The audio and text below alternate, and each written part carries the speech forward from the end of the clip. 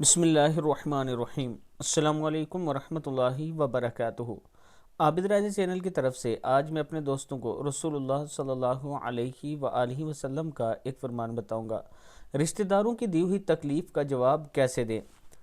حضور اکرم صلی اللہ علیہ وآلہ وسلم نے فرمایا، حضرت ابو ہریرہ رضی اللہ تعالیٰ عنہ فرماتے ہیں کہ ایک آدمی نے کہا، یا رسول اللہ صلی اللہ علیہ وآلہ وسلم، میرے کچھ رشتہ دار ایسے ہیں، میں ان سے تعلق جوڑتا ہوں، وہ مجھ سے تعلق توڑتے ہیں، میں ان سے حسن سلوک کرتا ہوں، وہ میرے ساتھ بدسلوکی کرتے ہیں، میں ان سے بردباری سے پیش آتا ہوں، وہ مجھ سے نادانی سے پیش آتے ہیں۔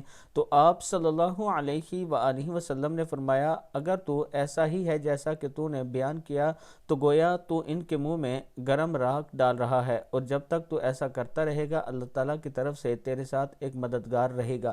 یعنی اگر رشتہ دار آپ کے ساتھ برا سلوک کرتے ہیں اور آپ ان کے ساتھ اچھا سلوک کرتے رہتے ہیں تو اللہ تعالیٰ ایک فرشتہ آپ کی مدد کے لیے ہر ٹائم بھیجے رکھتا ہے۔ اللہ تعالیٰ ہم سب کو نیک کام کرنے کی توفیق دے۔ السلام علیکم ورحمۃ اللہ وبرکاتہ۔